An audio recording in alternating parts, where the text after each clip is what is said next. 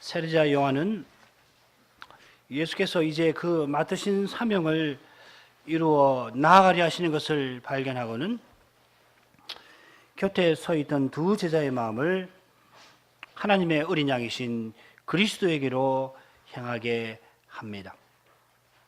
두 제자 곧 안드레와 사도 요한은 스승의 말을 듣고 예수님을 따라 나섰습니다. 이들은 자기들의 스승인 세례자 요한이 신들매 풀기도 감당치 못하는 그런 분이라 고백을 한 것을 기억하고 그저 예수님을 따라갈 뿐이었는데 예수께서 먼저 그들에게 말씀을 건네시면서 그들을 주님에게로 이끌어 주셨습니다.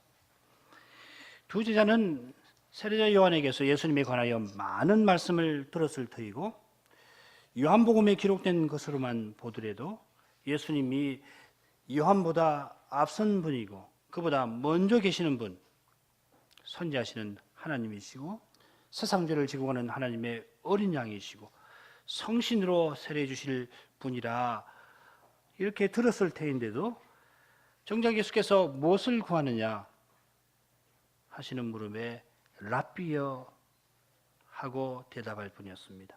그러나 그들이 그날 10시 곧 오후 4시에 주님 계신 곳에 함께 거하게 된 이후 안드레는 예수님을 메시아로 깨닫게 됩니다.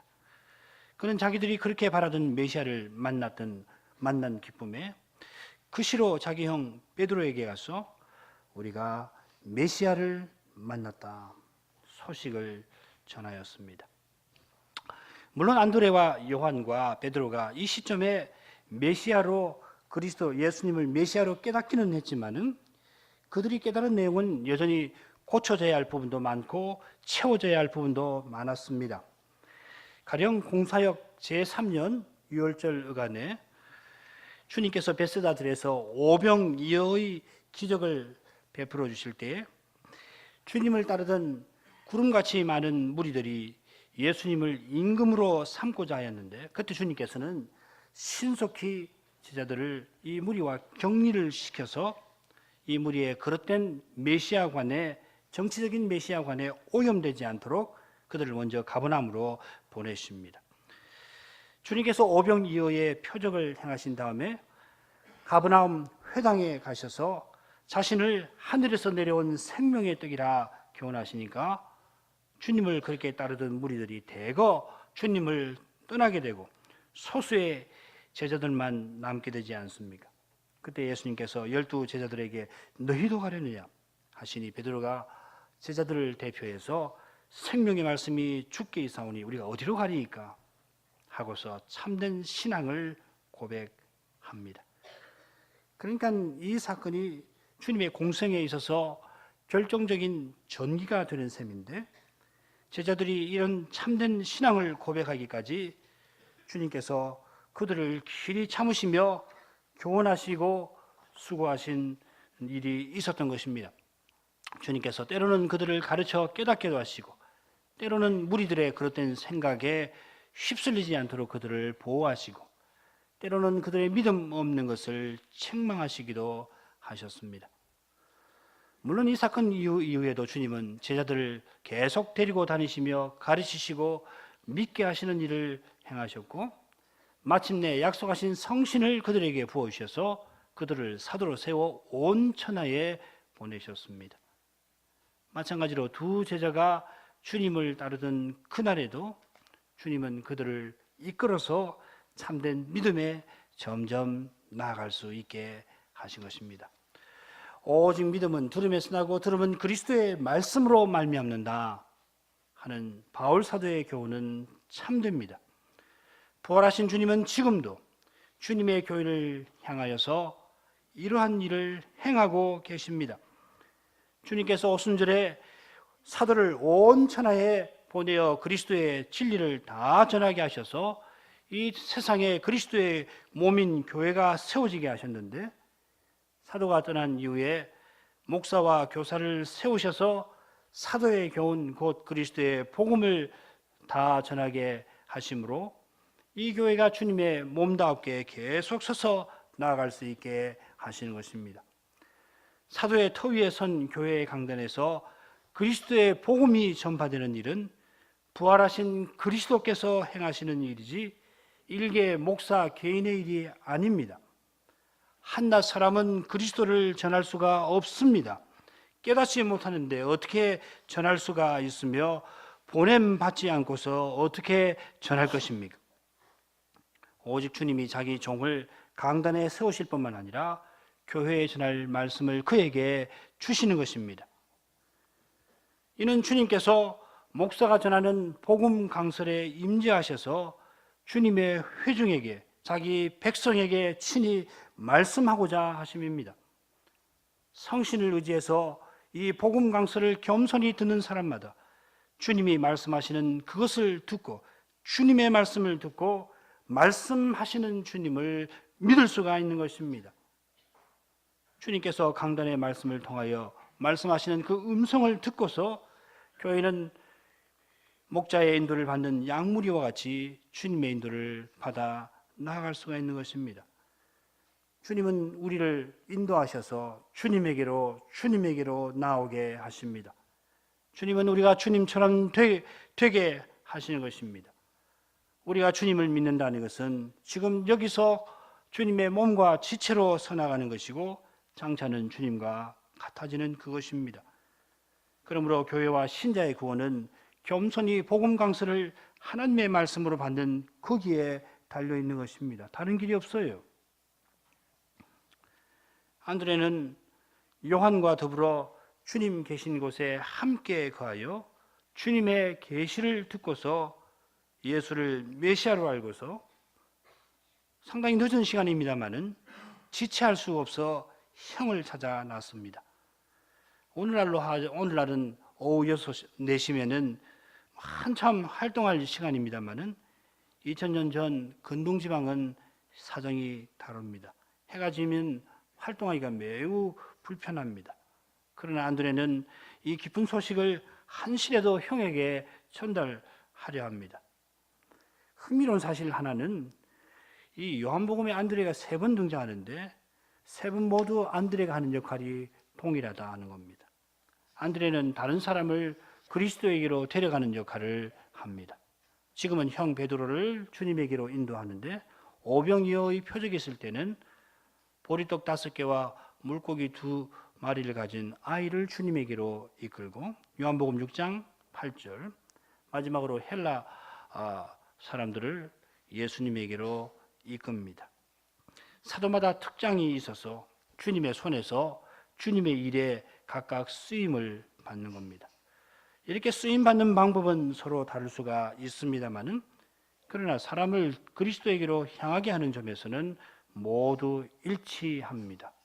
우리의 소명도 마찬가지입니다. 우리의 소명이 서로 다릅니다만은 다른 사람을 주님에게로 향하게 하는 목표에서는 일치합니다. 바꿔 말하면 우리는 주님을 중심에 모시고 사람을 대하는 겁니다.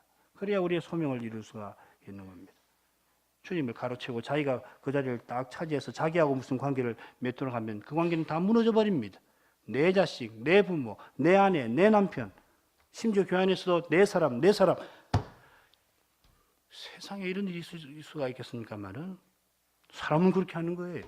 그런 법 없습니다. 어떻게 교회에서 내 사람을 만듭니까? 그렇죠? 그럴 수가 없어요. 우리의 소명은 다른 사람을 그리스도에게로 향하는 거기에 있는 거란 말이죠. 우리의 소명은 다른 사람에게 주님의 의타심을 드러내는 것 아닙니까? 소명마다 주님의 의타심을 드러내는 방식에서는 물론 다를 겁니다. 주님이 얼마나 크신 분인가를 생각하면은 충분히 이해할 수가 있습니다. 가령 남편은 그리스도께서 교회를 사랑하시는 것처럼 아내를 사랑함으로써 주님의 의타심을 그런 방식으로 드러내고, 아내는 교회가 그리스도를 순종하는 것처럼 남편을 존경함으로써 그리스도의 의타심을 드러냅니다. 이해되시죠? 전체로서 교회를 생각하시면 충분히 이해가 되는 내용일 겁니다. 우리 교인들은 다 아실 거라고 믿습니다. 이런 방식으로 남편과 아내는 서로 그리스도에게 나아가게 해야 합니다. 이런 관계는 참으로 소명을 이루는 복스러운 관계가 틀림없습니다. 다른 모든 소명도 이런 성격을 갖습니다. 의사가 환자에게 마찬가지예요. 선생님이 학생에게, 학생이 선생님에게 모두 이런 관계를 맺어야 합니다. 베드로가 형제 안드레의 말을 듣고 예수님께로 갑니다. 이런 점에서 베드로는 오늘 낭독한 말씀에서 확인되는 대로 이 나다나엘과는 사뭇 다른 점이 있습니다. 나다나엘은 매우 사색적인 인물답게 빌립이나 베드로처럼 금방 반응을 보이지 않습니다만은, 그러나 주님의 말씀을 다 듣고 당신은 하나님의 아들이시요 당신은 이스라엘의 임금입니다 하고 바른 고백을 드립니다. 그러니까 누가 누구보다 낫다 뭐 이런 평가할 필요가 없습니다. 이 사도에게는 이런 점을, 저 사도에게는 저런 점을 배우면은 그것으로 족할 것입니다. 항상 이런 태도를 취하는 것이 좋습니다. 주님께서 각 사람을 부르시는 그 다양하면서 각 사람을 그 형편과 처지에 맞게 이끌어 주시는 그 사랑과 지혜를 깨닫고 감사하는 것으로 족할 것입니다. 나 같은 사람이라도 주님의 말씀에 청종하기만 한다면은 주님께서 그 크신 사랑과 지혜로 말미암아 주님의 일에 써주실 것을 기대할 수 있습니다. 굳이 다른 사람 흉내내려 할 필요가 없습니다. 남들만큼 똑똑하지 못하고 그래서 실망할 것 없고, 남들만큼 재주가 없다고 그렇게 좌절할 것 없습니다. 겸손히 주님 말씀을 청종하고 자기를 주님께 온전히 의탁하기만 하면은, 주님이 말씀하시는 그 말씀을 순종하기만 하면 주님께서는 주님 나라와 교회에서 그 사람에게 가장 적절한 일을 주시고 그 일을 온전히 이루게 해 주실 것입니다. 우리 자녀 여러분, 목사니까 뭐 이런저런 이야기를 듣게 되고, 그래서 우리 자녀들 가운데 우리 부모님들은 교회를 세워나가는데 이렇게 믿음으로 서서 나와서 교회를 이만큼이라도 세워 나오셨는데 우리는 이게 뭔가, 우리가 왜 이 모양인가, 이런 청년들이 있는 걸 보고서 참 한편으로는 동정도 되고 또 한편으로는 그 마음이 참 가성하기도 하고 그래요. 그러나 염려 없어요. 하나님 말씀을 듣고 순종하기만 하면 여러분이 여러분 부모님 세대보다 훨씬 훌륭한 교회를 세울 수가 틀림없이 있습니다. 열등감 가질 거 하나 없어요. 가질 이유도 없어요. 뭐가 여러분이 못났습니까? 모든 사람 다 못났어요. 여러분 부모님들이 뭐 여러분보다 본질적으로 나아서 이렇게 한 거 아니에요. 주님이 여러분의 부모님들에게 믿음을 주시고 붙들어서 이만큼 온 거예요. 여러분 마찬가지입니다. 오히려 여러분들은 훨씬 더 나아요. 그렇게 따지자면 중요한 것은 믿음이에요. 교회 와서 하나님 말씀 들으세요. 말씀을 깨달으려고 성신을 의지하세요. 깨달은 바가 있으면 순종하세요. 그리고 주님께 다 드리세요. 그러면 여러분 틀림없이 여러분 세대에 교회를 세울 겁니다. 왜 문제입니까? 왜 죄를 못 이깁니까? 믿음이 없기 때문에 그래요. 하나님 말씀을 안 들으니까 그래요. 그렇죠? 여러분 마음속에 하나님 말씀이 살아 움직이면은 죄를 이길 수 있습니다. 그 말씀이 성신의 손에 이끌려서 여러분에게 빛을 비춰서 어디로 무엇을 행해야 될지 점점 가르쳐 주실 거예요. 그런 생각, 한편으로는 교회를 세워나가겠다는 생각이야 아주 가성하고 고맙습니다만은 그런 마음이 있거들랑 그리스도를 바라보시라는 거예요. 교회 나와서 하나님 말씀을 들었어요. 어떻게 들어야 되는가? 마음을 다하여서 들었어요. 그걸로는 안 됩니다. 성신을 의지하세요. 그 말은 여러분 스스로 안 된다는 것을 인정하셔야 해요. 안 돼요. 싹 버려버려요. 욕심적인 거. 하나님 말씀 거슬러 행하는 거 두려워하세요. 하나님 말씀을 거슬러 행해서 뭘 얻을 수 있단 말이에요. 죄 짓는 일을 싹 그쳐버렸어요. 그리고 생활상에 있어서 드러나는 그런 못된 습관들, 성신을 의지해서 고치세요. 한번 습관이 잘못 들면은 고치기 어렵죠. 그러니까 성신을 의지해서 좋은 습관이 생기도록 오늘 의지하고 내일 의지하고 모레 의지하고, 그래서 아주 좋은 습관을 함양해 나갔어요. 아니, 성신을 의지하는 그런 좋은 습관을 함양해 나가시란 말이죠. 그러면 돼요. 틀림없이 주님이 그런 사람을 쓰셔서 주님의 교회와 나라에서 귀히 쓰실 거예요. 다른 사람하고 비교하지 마세요. 사람 아무것도 아니에요. 여러분 여러분 앞에 보이는 아무리 훌륭한 사람도 사람은 사람이지. 사람 이상도 아니고 사람 이하도 아니에요. 중요한 것은 주님이 부르실 때에 그 부르시는 소리를 알아듣고 곧장 주님에게로 나아가는 겁니다.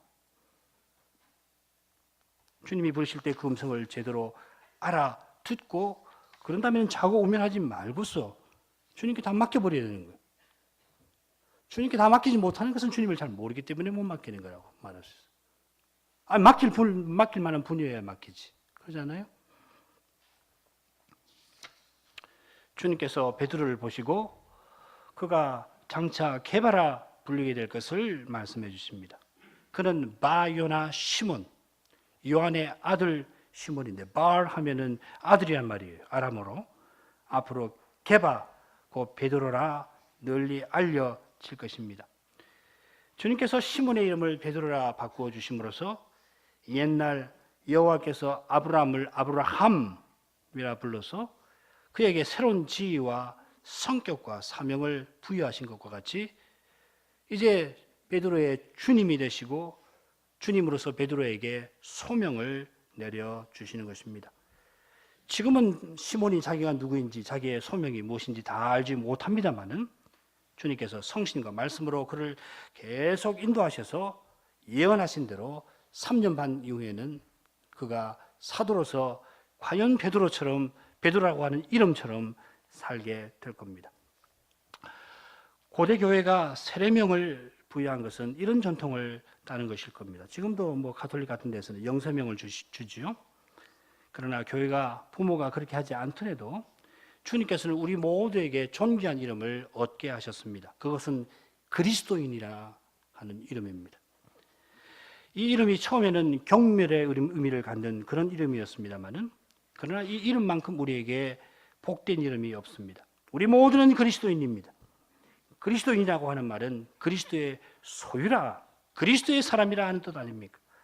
우리 이름이 다 다릅니다만은 우리가 모든 점에서 서로 다릅니다만 부활하신 그리스도와 연합되어서 주님이 우리 안에 사시는 바 된 점에서는 일치합니다.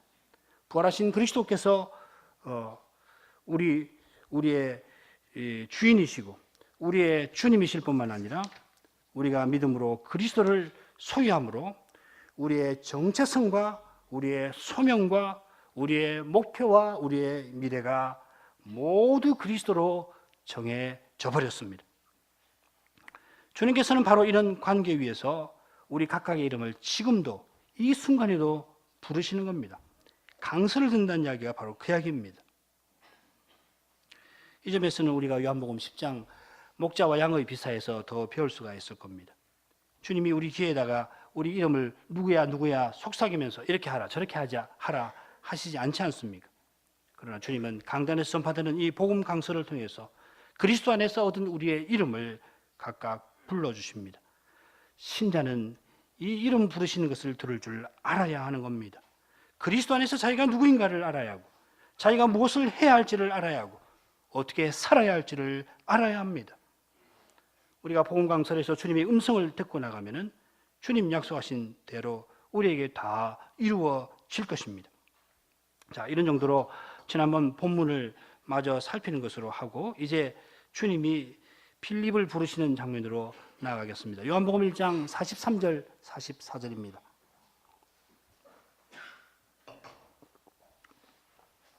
이튿날 예수께서 갈릴리로 나아가려 하시다가 빌립을 만나 이르시되 나를 좇으라 하시니 빌립은 안드레와 베드로와 한 동네 베세다 사람이라.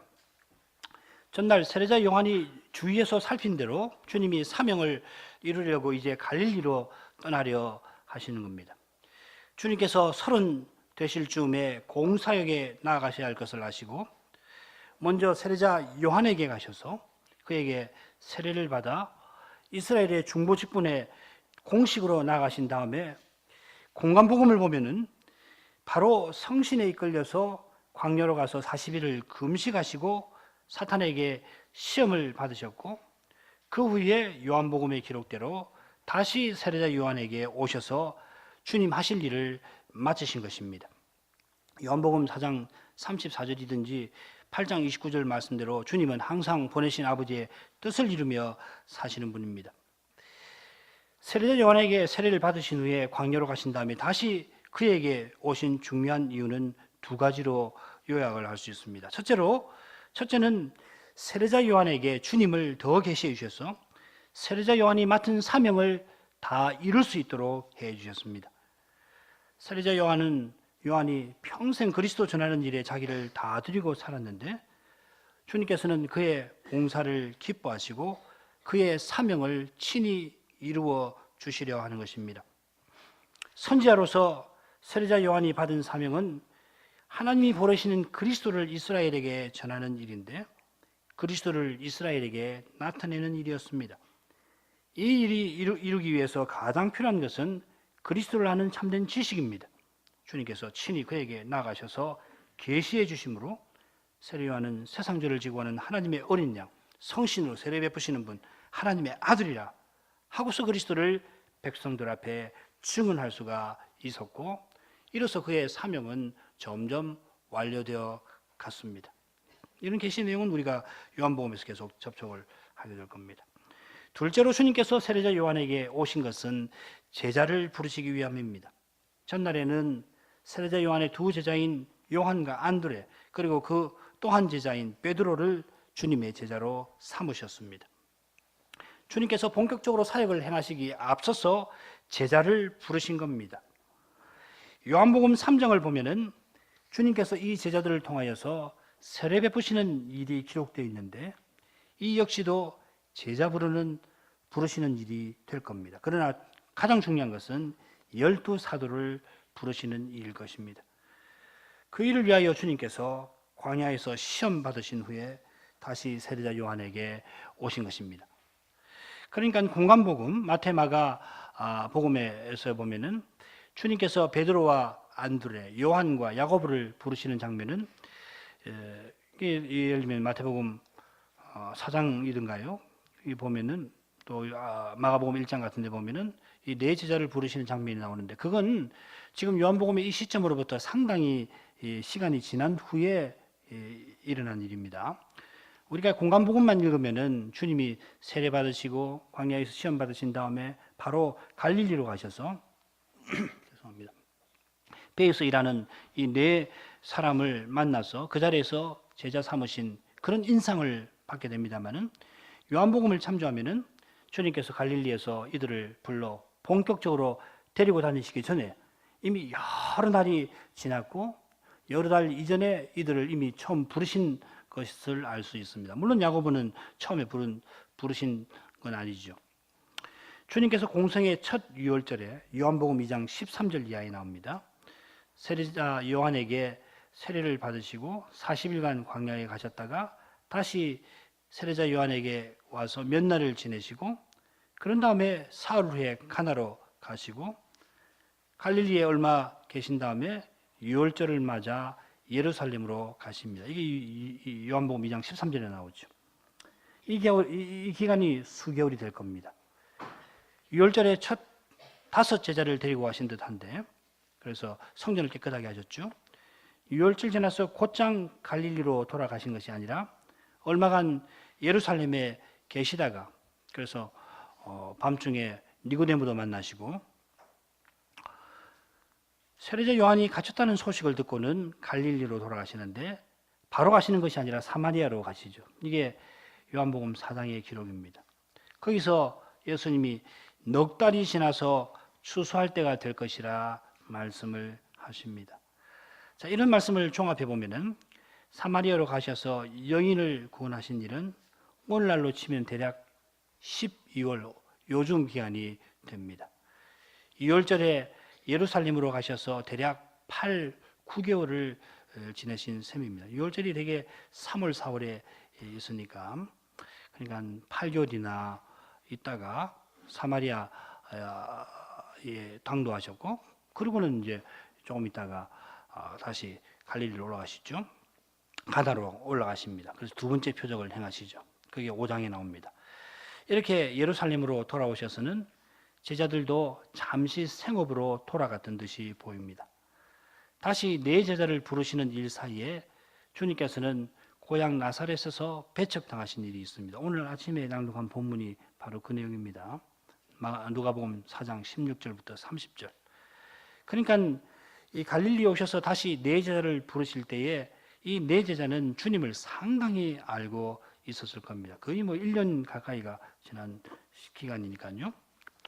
공간복음만 읽으면 네 제자들이 전혀 예수님을 모르는 상태에서 예수님을 처음 만나가지고 오늘아 가자 하니까 따라간 것처럼 그런 인상을 받을 수 있는데, 요한복음의 내용을 참조하면 상당한 세월이 지나서 그래서 예수님이 부르실 때 따라간 걸로 알 수가 있습니다. 주님께서 이제 갈릴리로 가시려 하시면서 빌립을 만나 그를 제자로 부르십니다. 이번에는 주님께서 나를 조추라 하셨습니다. 전날에는 두 제자가 세례자 요한의 말을 듣고 주님을 따라갔는데 주님이 그들과 함께 있게 해주셨고, 그들을 함께 있게 해주셨고, 그래서 안드레가 자기 형제를 주님에게로 데려갔습니다. 그런데 이번에는 주님께서 빌립을 만나시고는 나를 조추라 하십니다. 주님 제자 되는 방식이 서로 다르다는 것을 알 수가 있습니다. 그러나 부르시는 방법이 서로 다를 뿐이지 제자 되는 일은 주님이 부르시는 사실에 근거하고 있습니다. 부르시는 방법에 지나치게 마음을 쓸 필요가 없습니다. 바꿔 말하면 주님이 부르시는 사실에 항상 마음을 기울여야 합니다. 이런 말씀 드리는 것은 우리가 이런 원칙을 모르는 것은 아닐지라도 실제에서는 눈앞의 현실, 당면한 문제에 매게 될 때에 이 원칙을 우리가 잊어버리는 경우가 많기 때문입니다. 주님은 이렇게도 부르시고 저렇게도 부르십니다. 사람의 특장이나 형편이나 은사를 따라서 원하시는 대로 가장 적절하게 부르십니다. 저 사람을 부르시는 방법이 나를 부르시는 방법 얼마든지 아닐 수가 있습니다. 주님 인도를 비교적 잘 받아가는 사람을 옆에서 보고 자기와 비교해 보니까 자기는 안 그렇거든요. 그렇게 생각 하나도 없습니다. 그런데 다른 사람이 주님의 인도를 받아 나가는 그런 방법을 모방하려 하면은 그러면 정작 주님이 부르실 때 알아듣지 못할 수가 있겠죠. 그러므로 중요한 것은 주님이 부르시는 그 음성을 들을 줄 알아야 하고 그 음성을 들을 때에 온전히 순종해서 그런 다음에는 날마다 주님을 따라가는 것입니다. 이런 사실이 아예 없든지 있었지만은 주님 음성을 듣는 일이나 순종하는 일에 게으르다면은 그러면 주님의 제자로 행할 수가 없는 거예요. 이런 결함 상태에서는 내가 이 현실에서 무엇을 해야 하는가? 내가 어떻게 해야 하는가? 이 시점에서 내가 어디로 가야 되는가? 뭘 택해야 되는가? 아무리 생각해봐도 알기가 어려울 겁니다. 그런 상태에서 신자니까 하나님께 기도해야지. 주님 알게 해주십시오. 기도할지라도 주님은 먼저 너 결함이 어디서 생겼는지 그것부터 회개하라 명하실 겁니다. 주님께서 말씀하실 때 듣지 아니한 그 그릇된 태도를 당장에 버리고 지금부터라도 내 말을 들으라 하시는 겁니다. 주님께서 빌립을 보시고는 나를 조추라 하셨는데 이런 방식은 빌립의 성품이나 은사를 우리가 고려할 때 참 적절하다 하는 걸 깨닫습니다. 빌립이 나다나엘 대하는 태도 한번 보십시오. 빌립은 메시아를 만났는데 나사렛 예수시라 나다나엘에게 기뻐서 전하죠. 그런데 정작 나다나엘은 냉철한 태도로 어떻게 나사렛에서 선한 것이 날 수가 있느냐 이렇게 따져 묻습니다. 그러면은 가령 논리적인 성향을 가진 분, 예를 들면 도마 같은 분은 그런 반문에 대답하기가 어렵게 되든지 아니면은 다른 근거를 끌어다가 아마 나다나엘을 설득하려 했을 겁니다만은 빌립은 그런 반문을 듣고서도 무슨 설명을 들이대지 아니하고 나다나엘에게 와 보라 합니다. 주님은 그를 잘 아시고는 나를 조추라 하십니다. 아마도 그 다음에 나오는 말씀대로 빌립이 안드레와 베드로와 동행인이어서 안드레와 베드로와 같은 심정과 열망으로 세례자 요한에게 왔겠고 그리스도를 만난 베드로와 안드레에게 이 메시아에 관한 말씀을 아마 들었을런지도 모릅니다. 혹은 그 세 사람이 예수님과 함께 있는 것을 보고서 그런 반응을 보였는지도 모릅니다. 주님께서 그런 터에서 나를 조출하시니까 빌립은 그 명령을 즉시로 받들었습니다.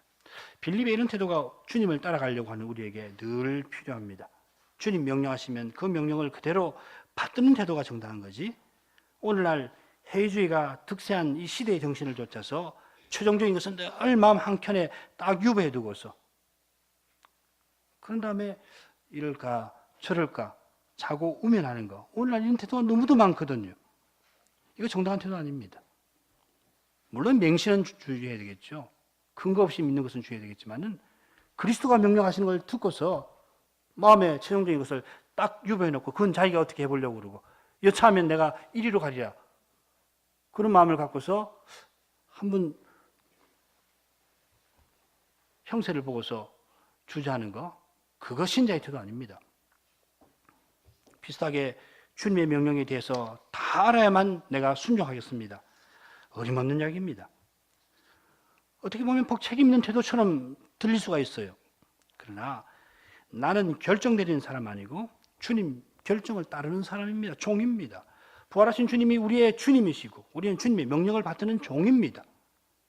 주님이 우리를 살아가셔서 이런 우리를 친구처럼 대할 수 있도록 무엇이든지 우리에게 다 알려주시고자 합니다만은 설령 그럴지라도 동시에 우리는 주님의 종입니다. 우리가 주님 말씀을 착실히 배워서 주님의 심정을 헤아려 친구와 같이 어떤 일에 주님 이렇게 해야 되지 않겠습니까? 이렇게 구할 만큼 되어야겠습니다만은 설령 그럴지라도 그리스도는 동시에 지극히 높으신 주님입니다. 주님 명령하시면 행할 뿐이고 명하신 것을 행한 후에도 우리는 나는 무익한 종입니다. 이런 심령을 품고 살아야 마땅한 것입니다. 한번 생각해 보죠. 어림없는 이야기예요. 주님이 명령하셨는데 한번 생각해 봐요. 뭘 생각을 한단 말입니까? 그런 일 없어요. 주님이 명령하셨으면 이해하고 하는 거예요. 이 빌립은 안드레와 베드로와 한 동네 사람, 베세다 사람입니다. 이곳은 주님이 오병이어의 표적을 베푸시던 곳이기도 한데 이방인들이 참 많이 살던 곳입니다. 그래서 이스라엘 백성 가운데서 필립이든지 안드레 같이 헬라식 이름을 사용을 한 사람들이 많았습니다. 마가복음을 보면은 안드레와 베드로가 가버나움에 쭉 터를 두고 고향처럼 살고 있는데 아마 태어나기는 베세다였던 것으로 보입니다. 그리고 자라나기는 가버나움으로 보입니다. 빌립이 나를 쫓으라 하는 주님의 명령을 받은 다음 나다나엘에게 가서 그도 예수님의 제자가 되게 하려 합니다. 1장 45절 46절을 읽겠습니다. 빌립이 나다나엘을 찾아 이르되 모세가 율법에 기록하였고 여러 선지자가 기록한 그 일을 우리가 만났으니 요셉의 아들 나사렛 예수니라. 나다나엘이 가로되 나사렛에서 무슨 선한 것이 날 수 있느냐. 빌립이 가로되 와보라 하니라. 나다나엘은 갈릴리 가나 사람입니다. 요한복음 21장 2절에 나옵니다. 이 나다나엘이라고 하는 이름이 공관복음에 있는 그 12제자의 목록에 나오지 않기 때문에 이 도대체 누구일까? 그렇게 학자마다 의견이 분분합니다. 어떤 사람은 그가 가나안 사람 시몬이다 하기도 하고 가나 출신이니까 비슷하게 가나안 사람 시몬이다 주장하기도 하고 어떤 사람은 그를 바돌로메라 말하기도 하고 어떤 사람은 마테라고도 합니다. 왜냐하면 마테라고 하는 이름하고 나다나엘이라고 하는 이름 뜻이 같거든요. 하나님의 선물. 각각 주장하는 근거들이 있습니다만은 이 나다나엘은 아무래도 바돌로메로 보는 것이 좋겠습니다. 12사도 목록을 보면 빌립 다음에 항상 바돌로메가 나오거든요. 빌립이 나다나엘이라고 칭하니까. 그리고 이 바돌로메라고 하는 이름은 돌마의 아들이란 말입니다. 아까 그 바요나 시몬 할 때 발 할 때 그게 아들이라고 그랬죠. 그 바돌로메 하면 돌로메의 아들, 돌마의 아들이라는 말이거든요. 그러니까 돌마의 아들 나다나엘 이렇게 보는 것이 자연스럽습니다. 그러나 이거 가지고서 고집 부릴 하나도 없습니다. 빌립이 나다나엘을 찾아갑니다. 나다나엘이 가나 사람인데 빌립이나 안드레나 베드로처럼 멀리서 이 갈릴리에서 함께 세례자 요한을 찾아왔던 것이 분명합니다. 나다나엘 역시 구약 말씀에서 예언하던 메시아를 간절히 기다리던 분 가운데 하나였습니다. 이 사실은 그가 주님과 만나서 나누는 대화에서도 잘 드러납니다. 그래서 빌립은 깊은 소식을 뜻을 같이 하던 친구 나다나엘에게 전하러 갔던 겁니다. 그리스도를 아는 참된 지식은 만사를 제쳐놓게 할 만한 그런 복된 것입니다. 우리가 날마다 이 복을 누리기를 원하고 이 복을 함께 누리기를 원하는 사람 아닙니까? 우리는 그리스도를 전하는 복음 말씀을 통하여 서로 교제하는 사람들이고 교회로서 이 복음을 세상에 전할 사명을 함께 받은 사람들이고 참된 믿음으로 그리스도를 서로에게 드러내기 위해서 사는 사람들입니다. 이게 우리의 정체성입니다. 이게 우리의 사명입니다. 이게 우리의 보람입니다. 이처럼 이 세상에서 우리는 언제든지 그리스도의 증인으로 살아야 할 사람들입니다. 이 말은 만사 제쳐놓고 전도하러 다니시라는 말씀 아닙니다. 무엇보다 하나님 말씀을 전하는 일이 그렇게 간단하지 않지 않습니까? 예수 믿고 천당 가십시오. 그런 정도로 그리스도를 전하는 것은 심히 부족한 태도입니다. 전도인의 일을 하는 것 소명입니다. 아무나 하는 거 아닙니다. 모두가 전도인으로 부름받은 것 아닙니다. 그러나 우리 모두는 우리의 소명에서 그리스도를 증언하는 사람이 되어야 합니다. 그리스도를 드러내는 사람이 되어야 합니다. 자기가 그리스도인이라는 사실을 부끄러워해서는 안 될 겁니다. 자기의 믿음이 보잘것없어서 이런 나 때문에 주님의 이름이 누가 되지 않을까 해서 부끄러워한다면은 뻔뻔한 것보다는 뭐 낫다고 할 것입니다만은 그러나 언제까지 그런 상태로 있어서는 안 될 것입니다. 그러나 이 세상이 그리스도를 미워하는 그것이 두려워서 그리스도를 부끄러워한다면은 그러면 그리스도를 정당하게 배워서 어떤 멸시 앞에서도 그리스도를 자랑스럽게 모셔야 마땅할 것이고 회개해서 이런 태도가 되어야 할 겁니다. 그리스도를 자랑하고 그리스도를 의지하면서 그 인격과 생활에서 그리스도의 생명을 드러내는 이것이 우리의 소명이고 이것이 그리스도의 증인 노릇입니다. 이걸 위해서 우리가 날마다 사는 겁니다. 믿지 아니하는 사람처럼 육신적인 소욕에 이끌려 살고 세상 정신을 뒤쫓아간다면 그 사람이 그리스도를 전할 때에 사람들이 귀 기울이지 않을 것입니다. 자기들하고 다를 것이 하나도 없고 다만 말로만 그리스도를 운운하니까 별로 들을 것이 없기 때문입니다. 심지어 일반 상식에도 미치지 아니하는 그런 삶의 태도를 교회가 보인다면 세상이 어떻게 하겠습니까? 손가락질 할 겁니다. 지금 한국 교회가 이런 지경에 이르고 말았는데 우리가 실로 회개해야 할 일이 아닐 수 없을 겁니다. 우리가 안 했으니까 상관없다 할 게 아니에요. 한국 교회가 이런 지탄을 받을 때 우리는 우리 자신을 돌아보고서 참으로 우리가 그리스도를 드러내며 살고 있는가? 그걸 돌아보고서 소명을 통해서 이 일에 힘써야 할 것입니다. 그리스도를 참되게 아는 지식은 우리로 하여금 빌립처럼 살도록 합니다. 빌립은 메시아를 만났는데 모세가 율법에 기록하였고 여러 선자가 기록한 그이라고 나다나엘에게 소개하였습니다. 빌립은 주님 공생의 마지막 순간까지 그리스도를 아는 지식에서 여전히 부족을 드러내는 인물이었습니다만 그러나 구약에 나타난 하나님의 계시 위에 서서 그리스도를 참되게 고백하고 있습니다. 우리가 하나님 말씀을 알기 때문에 주님에게로 나아갈 수 있는 것입니다만 좀 더 정확하게는 하나님 말씀과 함께 역사하시는 성신이 연약한 우리를 주님에게로 이끄는 것입니다. 내가 아는 그 지식 자체보다는 그 지식의 원천이 되는 하나님 말씀 또한 그 말씀과 더불어 역사하시는 성신의 사역이 중요합니다. 물론 표는 척구 아는 것, 성경의 한 어떤 구절 하나 아는 것으로 참된 믿음에 이르기는 어려운 법입니다만 그렇다고 성경 지식이 많다고 해서 그 지식 자체가 많다고 해서 반드시 굳은 지식에 도달하는 것 아닙니다. 중요한 것은 성신님이 말씀과 더불어 역사해 주시는 그 사실이라는 겁니다. 그래야 참된 믿음이 발생합니다. 빌립은 이런 믿음으로 나다나엘에게 그리스도를 고백하고 있습니다. 빌립이 구약에서 예언한 그 메시아가 요셉의 아들 나사렛 사람 예수시라 소개하니까 나다나엘은 그 말을 도무지 믿을 수가 없었습니다. 나사렛에서 선한 것이 나올 수가 없기 때문입니다. 아마 나사렛에서 무슨 선한 것이 나겠느냐 하는 이 표현은 그리스도가 어찌 갈릴리에서 나오겠느냐 하는 표현과 무관하지는 않겠습니다만 이 나사렛은 나다나엘이 그때 살던 가나에 비교할 때에도 산골 오지와 같은 곳이어서 그런 옹색한 곳에서 메시아가 나올 리가 없다. 이렇게 나다나엘은 일종의 선입견으로 폄하를 하고 있는 겁니다. 나다나엘이 구약의 정통한 인물 같은데 그가 아는 구약 지식에 따르면은 그리스도가 나사렛에서 나오실 수가 없을 뿐만 아니라 당시 나사렛은 갈릴리에서도 가장 낙후된 곳 가운데 하나, 오지와 같은 곳이었기 때문입니다. 그래서 나다나엘은 빌립의 증언을 받아들일 수가 없었습니다. 주님이 이 나다나엘을 가리켜서 참 이스라엘 사람이고 그 마음에 간사함이 없는 사람이라고 평가하셨습니다마는 그런 사람이라도, 그런 사람이 가진 구약 지식이라도 그 자체로는 그리스도에게로 조금도 가까이 나가지 못한다 하는 겁니다. 빌립보다 나다나엘이 생각이 깊고 넓습니다마는 아마 구약을 아는 데 있어서 빌립보다 훨씬 더 나을 거라고 생각됩니다마는 그러나 나다나엘 스스로는 그리스도 하는 일에 한 걸음도 진보하지 못할 뿐만 아니라 나사렛 예수이신 그리스도를 인정하지 아니한 대로 나아갑니다. 빌립이 틀림없이 그리스도를 전할지라도 그리스도를 받아들이지 않았습니다.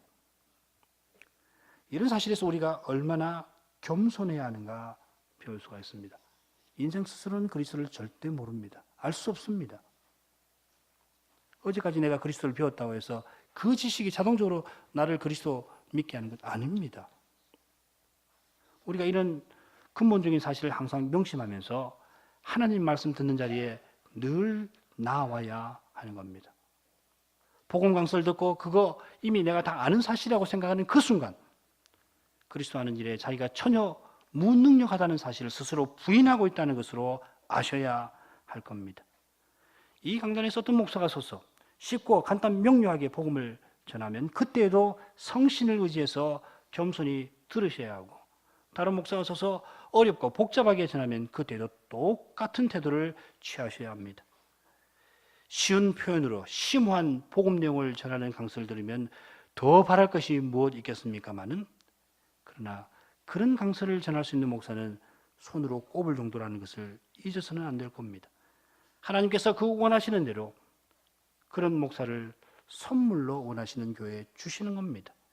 그러나 그런 탁월한 목사가 아닐지라도 하나님께서 복음 전하는 사람을 여기에 정당히 세우셨으면은 그 역시 하나님의 선물일 뿐만 아니라 복음 강설이 희귀한 이 시대에 특별한 선물이 아닐 수가 없습니다.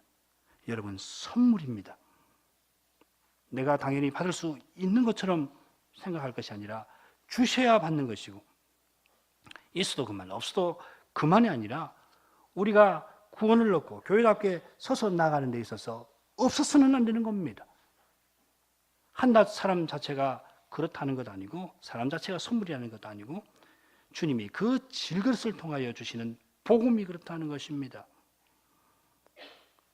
이것이 바로 직분이 뜻하는 뜻입니다. 목사직만 아닙니다. 장로직이나 집사직도 똑같습니다. 귀하게 여기셔야 돼요. 집사님들 봉사하실 때. 조금 어떤 거 좀 마음에 안 드시는 일이 있을 수도 있어요. 그럴지도 선물로 직분을 주셨다는 것을 기억하셔야 됩니다. 앞으로 우리가 장로를 얻게 될 거라고 믿는데 선물이에요. 그 외에도 통상적인 직분 외에도 교회에서 이루어지는 모든 참된 봉사가 똑같습니다. 이 모든 것이 하늘의 주님께서 원하시는 종들을 통해서 자기 지체를 통해서 우리에게 주시는 선물입니다. 그리스도의 교회는 이런 선물을 하나님께 늘 구해야겠습니다. 하나님께서 연약한 인생을 통해 그리스도의 복음을 바르고 깊고 풍부하게 전해주실 것을 기도해야 합니다. 우리 신학교에서 이런 목사가 배출될 수 있도록 기도해야 합니다. 가만히 있으면 그냥 자동적으로 되는 건 아닙니다. 관계자들만 해서 그렇게 되는 것 아닙니다. 우리 모두의 일입니다. 우리 모두가 기도해야 할 일입니다. 빌립은 나다나엘의 반문하는 말에 가타부타 덧붙이지 않고 단도직입적으로 와 보라 합니다. 이는 주님께서 처음 두 제자를 부르실 때 쓰신 바로 그 표현입니다. 와서 보아라. 구약은 주님에게로 돌이키는 사람에게 비로소 열립니다. 그리스도를 아는 일은 그리스도에게 가서 그리스도를 보는 데서 가능합니다. 그러면 오늘날 우리가 어떻게 그리스도에게 가서 우리 그리스도를 볼 것입니까? 하늘에 올라갈 수 있습니까? 하늘에 올라간들 그리스도를 알아볼 수가 있을까요? 어떻게 우리가 그리스도에게 가서 그리스도를 볼 수가 있습니까? 그 방법은 오직 그리스도의 몸인 거룩한 교회에서 복음 강서를 듣는 거기에 있습니다. 에베소서 2장 17절을 읽겠습니다.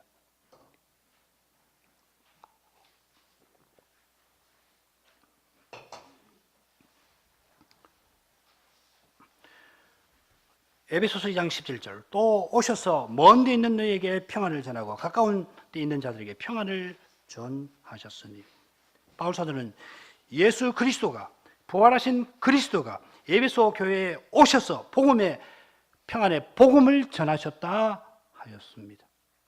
이건 사도가 에베소 교회에서 사역하던 것이든지 사도가 떠난 이후에 에베소에 봉사하던 목사가 거기서 사역한 것을 가리키는 건데요. 동시에 예수 그리스도가 오셔서 너희들 교회에서 복음을 전하셨다 하셨습니다. 우리가 주일 예배에서 강서를 듣는 것이 바로 이런 일입니다. 첫째로 교회는 그리스도의 몸으로 존재하는 겁니다. 몸입니다.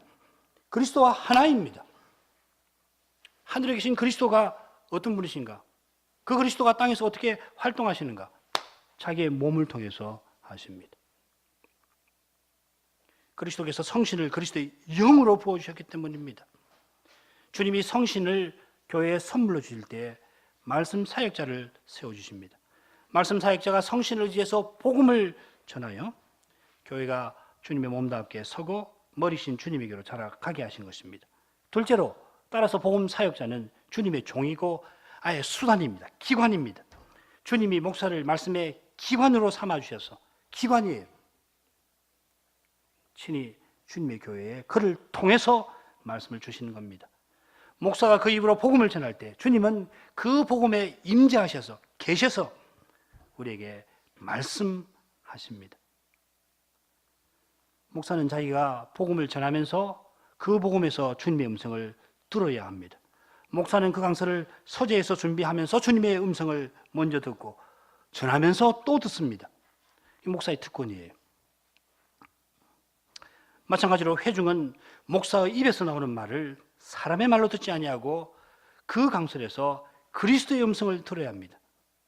그게 로마서 10장 17절의 말씀입니다. 그러므로 믿음은 들음에서 나고 들음은 그리스도의 말씀으로 말미암느니라. 바울 사도가 이 말씀에서 말하는 바가 바로 그것입니다.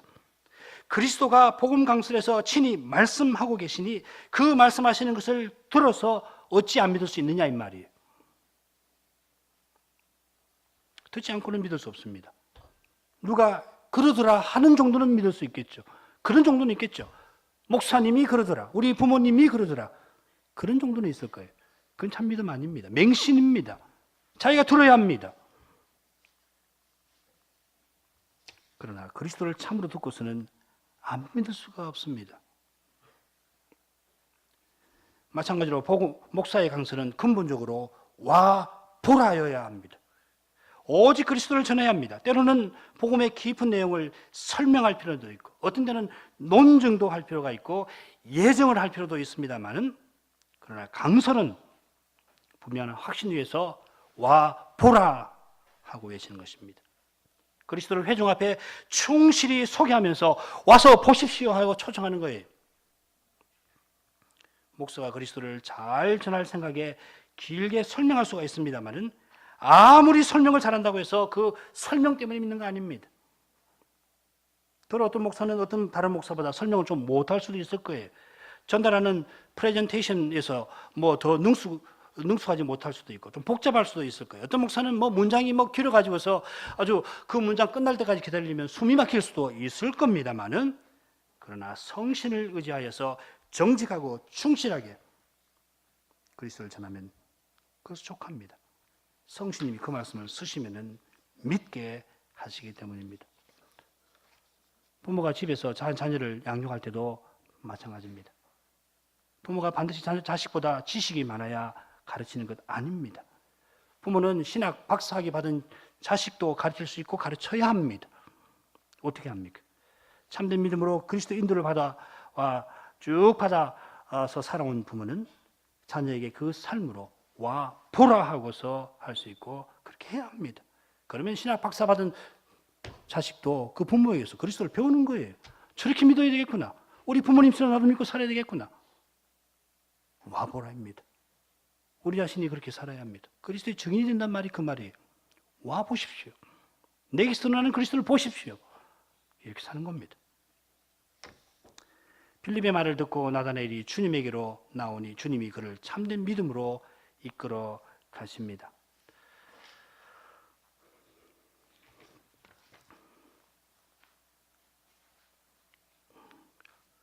다음 시간에도 할 것이지만 빠르게 먼저 들으시는 게 좋겠습니다. 요한복음 1장 47절부터 49절 읽겠습니다. 예수께서 나다나엘이 자기에게 오는 것을 보시고 그를 가리켜 가라사대 보라 이는 참 이스라엘 사람이라 그 속에 간사한 것이 없도다. 나다나엘이 가로되 어떻게 나를 아시나이까? 예수께서 대답하여 가라사대 빌립이 너를 부르기 전에 네가 무화과나무 아래에 있을 때 보았노라. 나다나엘이 대답하되 라비여 당신은 하나님의 아들이시요 당신은 이스라엘의 임금이로소이다. 빌립의 경우와는 달리 나다나엘은 빌립의 말을 듣고서 주님에게 나아갑니다. 주님께서 그가 오시는 것을 보시고 보라 이는 참 이스라엘 사람이요 그 속에 간사함이 없다고 그에게 말씀해 주십니다. 참 이스라엘이라 하는 거, 참 이스라엘 사람이라고 하는 표현은 메시아가 오셔도 영접하지 아니하는 자기 백성과 대조를 이루겠죠. 나다나엘은 빌립의 고백과 증언에서 석연치 않은 내용이 있었습니다만은 와보라고 하는 그의 전도의 말에 이끌려서 그리스도에게로 갔습니다. 우리가 다음 시간에 이 나다나엘의 신앙과 삶에 관해서 좀 더 생각할 수 있겠습니다만은 하나님 말씀을 깊이 묵상하면서 메시아를 간절히 기다리던 인물이든 까닭에 마음에 해결되지 아니하는 내용이 여전히 있지만은 말씀 빌립이 전하는 그 복음 전도를 듣고 주님에게로 나아갔습니다. 주님 보시기에 그는 여호와의 약속을 믿고 메시아를 간절히 기다리며 찾는 사람입니다. 이것이 참 이스라엘 사람입니다. 하나님의 언약을 믿고 그리스도에게 나가는 사람이 참 이스라엘 사람입니다. 그처럼 주님은 그 속에 간사함이 없다 하였습니다. 간사함이 없다는 것은 두 마음 품지 않는다는 말입니다. 시편 32편 2절을 읽겠습니다. 마음에 간사함이 없고 여호와께 정죄를 당치 아니하는 자는 복이 있도다. 마음에 간사가 없는 사람은 죄 사함을 받고 여호와께 의롭다 하심을 받은 확신을 가진 사람입니다. 자기가 죄인인 것을 철저히 깨닫고 여호와의 사죄를 구하여 마침내 너의 죄 사함 받았다 하시는 은혜를 얻은 사람입니다. 그런 사람은 두 마음을 품지 않고 오직 이 은혜를 구하고 따라서 죄를 멀리하고 정직히 여호와의 법을 쫓아가는 사람입니다. 그처럼 참 이스라엘 사람은 여호와의 이런 은혜가 메시아를 통해서 임하게 될 것을 알고 오실 메시아를 간절히 바랐습니다. 나다나엘은 자기를 어떻게 아시느냐고 예수님께 여쭙습니다. 생시초면인데 그런 주님이 자기를 어떻게 자기가 하나님 언약을 믿고 메시아를 간절히 기다리는 것을 다 꿰뚫어 보셨기 때문입니다. 그러자 주님은 빌립이 나다나엘을 부르기 전에 그가 무화과 나무 아래에 있을 때 내가 보았다 대답해 주십니다. 나다나엘이 어떻게 아시냐고 물었는데 그 질문을 좀 더 여자적으로 표현하면 어디서부터 아셨습니까? 이렇게 할 수 있습니다. 아마 나다나엘은 빌립이 찾아왔을 때 조용한 시간에 즐겨가던 무화과 나무 아래서 하나님 말씀을 묵상하고 있었을 것입니다. 어쩌면 그때 그는 시편 32편이나 야곱의 사닥다리에 관한 창세기 말씀을 묵상하고 있었을 겁니다. 둘 다일지도 모릅니다. 시편 32편에서 그는 하나님이 언약 백성의 죄를 사하여 주신 복을 감사하면서 그 백성답게 그 은혜에 합당하도록 마음에 간사함을 품지 말고 두 마음을 품지 말고 살아야 할 것을 생각하고 기도하고 있을지도 모르겠습니다. 그의 기도는 메시아가 오셔서 자기 백성이 이런 은혜 가운데 살 수 있기를 간구하는 내용으로 나아갔을 것입니다. 나다나엘은 자기를 보자마자 평가하시는 말씀, 자기가 묵상했던 그 말씀을 인용하면서 자기를 평가하시는 말씀, 자기 마음에 원하는 바를 정확하게 지적하시는 그 말씀을 듣고 주님의 그 신비로 능력에 압도되고 말았습니다. 주님께서 믿음의 확고한 근거를 추구하는 나다나엘을 위하여 그런 신비한 능력을 그에게 나타내신 줄 믿습니다. 그러자 그는 주님을 향하여 하나님의 아들 이스라엘의 임금이라 고백합니다. 그의 마음에 여전히 메시아에 관하여 잘 모르는 내용이 남아 있었겠습니다만 주님께서는 그럼에도 그로 하여금 예수님을 그리스도로 믿지 않을 수 없도록 해주십니다. 더욱이 앞으로 친히 그렇게 만들겠다 약속하십니다. 요한복음 1장 50절 51절입니다. 예수께서 대답하여 가라사대 내가 너를 무화과 나무 아래서 보았다 함으로 믿느냐 이보다 더 큰 일을 보리라. 또 가라사대 진실로 진실로 너에게 이르노니 하늘이 열리고 하나님의 사자들이 인자 위에 오르락내리락 하는 것을 보리라. 믿음은 들음에서 나고 들음은 그리스도의 말씀으로 말미암습니다. 주님이 복음의 말씀에서 친히 말씀하실 때 성신을 의지하여 겸손히 듣는 사람은 누구든지 참된 믿음에 도달할 것입니다. 기도하십시다.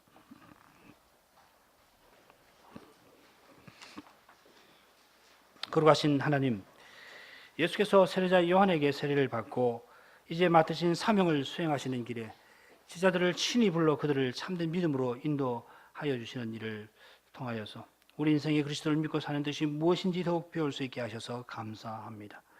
믿음은 들음에서 나고 들음은 그리스도의 말씀으로 말미암는다는 이 교훈을 늘 기억하게 해주시고 그리스도를 믿는 것은 그리스도의 몸인 거룩한 교회에 속해서 목자이신 주님을 쫓아가는 그것임을 체득하게 하옵소서. 겸손한 태도로 그리스도의 복음을 강단에서부터 들을 수 있게 해주시고 강설에 임재하셔서 친히 말씀하시는 주님의 음성을 분별하여서 주님이 우리 각각을 양무리에 넣어서 인도하시는 그 길을 힘써서 걸어나가게 하옵소서. 주 예수님 이름으로 기도하옵나이다. 아멘.